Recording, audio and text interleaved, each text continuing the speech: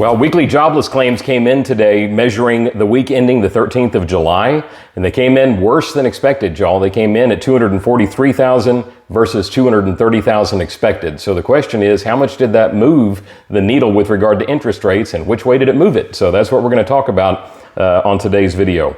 Well, today is Thursday, July 18th. I hope you are doing well. Let's dive right in and look at the numbers. Mortgage News Daily has a 30-year conforming rate conventional loan at 6.81 today for the national average.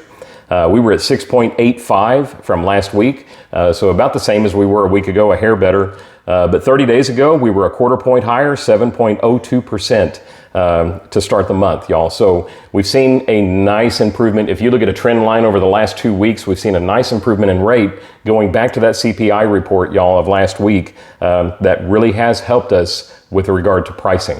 So will that continue? That's what we're going to talk about in today's video. As stated, we're seeing continued signs of weakness in the jobs market, y'all. The Fed isn't solely focused on inflation. They are also concerned about a softening in the labor markets. And when they're trying to engineer this perfect scenario where they damage consumer spending to the extent that prices start to contract, giving us an aid and a benefit to our inflation read, while not causing it to contract so much that jobs start being wholesale lost. So they keep a close eye on the labor markets to determine when they've gone too far with regard to tightening, and at what point do people start losing their jobs outside of the normal predictions as a sign that they may need to hold the line and start easing a bit to arrange that ever elusive soft landing. That's what they're trying to achieve here, y'all. So we saw numbers were predicted to come in at 230,000. They came in at 243,000 in jobless claims. Y'all, when you look at the running total, this is the highest level of continuing jobless claims since November of 2021. So we're sitting at a 3-year high, a 2.5-year high as far as unemployment claims are concerned. That is significant weakness. Is it enough to move the Fed? Well, it might be. When you start listening to some of the speeches that Fed members are giving, they are acknowledging more and more their concerns over the labor market. So we may well see the Fed move at their meeting in September. Y'all, as we said on the call last week, there is virtually no chance. In fact, there's a 4.7% chance of the Fed moving at the July 31st meeting. So no one is expecting that. If the Fed were to surprise us, y'all, with a 25 basis point cut at this upcoming meeting in 2 weeks, that would be a shocker to the bond market. You would see a quick rally in the bond market. You would see rates abruptly lower. The market right now has priced in a 98.1% chance that the Fed will cut at least 25 basis points at the September 18th meeting. Y'all, if they meet that expectation, we're not going to see a tremendous move. We will see some relief rally built in. We will see some improvement in pricing. I'm not saying that it's going to hurt us if the Fed moves. What I am saying is the majority of that benefit is baked into current pricing. I'm explaining that for a reason. A lot of folks are going to want to wait until that September cut as this news gets closer and closer and starts getting more prevalent in the news media. And that would be a mistake because, again, the majority of that pricing is baked into the current price of bonds. So the rates that we're seeing now, really the biggest change that we might see is if the Fed doesn't move at that meeting. That's what makes waiting for that meeting a bit dangerous. So again, the majority of the benefit of that September 18th cut is baked into current pricing. As soon as we get some news, y'all, if we were to get a blockbuster inflation report or a big miss to the upside on non-farm payroll that comes out on August the 2nd, you would see that chance diminish quickly that we would see a cut at the September meeting, and you would see rates immediately go up, right? So this is a two-edged sword. For that reason, y'all, I do not advise floating into that meeting. Again, we've got the majority of the benefit. There's not much reason for the upside risk.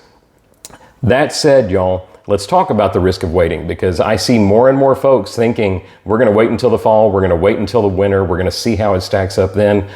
Y'all, if the Fed does follow through with these market expectations, understand the competition that you're going to have. We still have near historically low inventory nationally with regard to housing.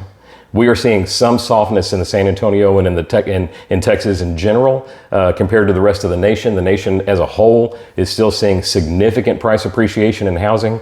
In Texas, we're not quite seeing that. Florida isn't quite seeing that. We're seeing some softness. But I will tell you, y'all, that is accompanied with a great deal of pent-up demand. There are a lot of folks that are waiting to see the Fed start to ease before they dive in.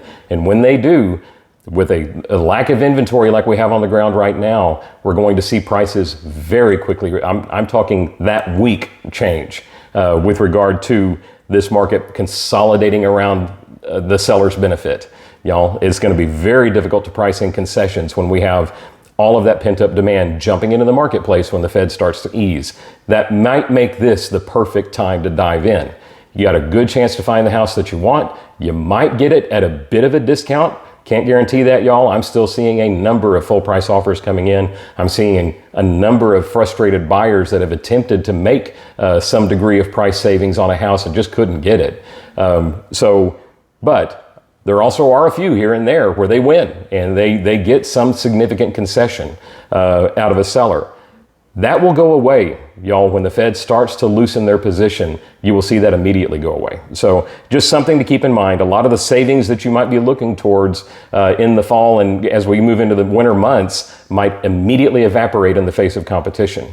So that said, I'm always here to talk about your specific scenario. I love walking through all of the what ifs. I love looking at various price examples for borrowers, what interest rate moves would mean for them. Would love to talk to you about that. Feel free to reach out to me anytime so that we can have those conversations. I can't tell you how many, the vast majority of the folks that I close month in and month out started conversations with me months and months, if not years ago, planning for a purchase, thinking about a refinance, thinking about a debt consolidation, and they just want to see numbers for that. And we just stay in communication, and sometimes those turn into transactions and sometimes they don't, and that's okay. Talking to folks is the job. So feel free to reach out. I love doing those consults, even if you are months, if not a year or more away from making a decision. I'm a resource for that. That's what we do here. In any event, hope this information is helpful for you and for your team. You've got all my contact information on the screen. Stay blessed, stay safe. We will talk to you next week.